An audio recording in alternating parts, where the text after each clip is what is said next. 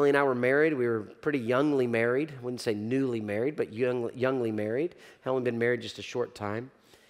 And I started to sense in my heart that God wanted us to go to Asia for 6 weeks and live on a college campus. We ultimately did it. We slept in a dorm room with like I Love Lucy beds, 2 single beds. We'd push them together. And we were there in Asia for 6 weeks. But the way that all started, I started sensing in my heart for us to go in the summer for 6 weeks. She was a school teacher. I was a college pastor. And so we had this summertime. And my summertimes, our summertimes, were basically I would travel around the country and I'd go to about 7 camps a summer and I'd speak at camps. And what's kind of funny is I was actually the camp speaker for Houston's First Baptist Church a couple times. Little did I know all this would happen.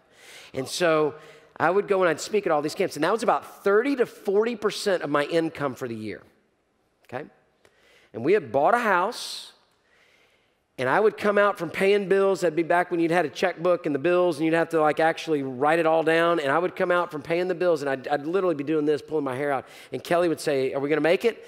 And I'd say, "It's going to be close. It's going to be close. Don't tell your dad, but it's going to be close, okay?" And so what are we going to do? We're going to give up 30 to 40% of our yearly income, and then we're going to pay the money to fly to Asia? That's a lot of money right there. Then to live there 6 weeks, that doesn't cost that much, but it's still more money than what we had. And so we said, you know what? I called a friend. I said, I feel like God's wanting me to do this. Wait, is this crazy? He said, you just keep following the Lord. You just keep trusting the Lord. And so we laid it down before the Lord. And I said, okay, God, it's yours. We give you our fears. We give you our mortgage. We give you our marriage. We give you, our family's going to freak out. I mean, just we give this all to you. And the phone rings that week. And somebody says, you don't know me, and I don't really know you, but God's laid you on our heart. And we wanted to know if you wanted to come to Asia this summer to lead a conference. Really, all we can do is pay for you and your wife's travel expenses and take care of all of that. And I'm telling you, in that moment, shackles of fear fell off my heart.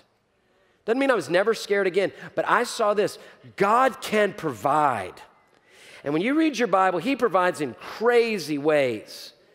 God can provide. And that step was just another step of then being a giver.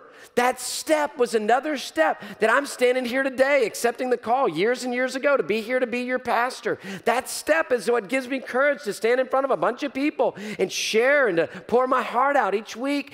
Those steps of trusting God and missions breaks the chains of fear in your heart.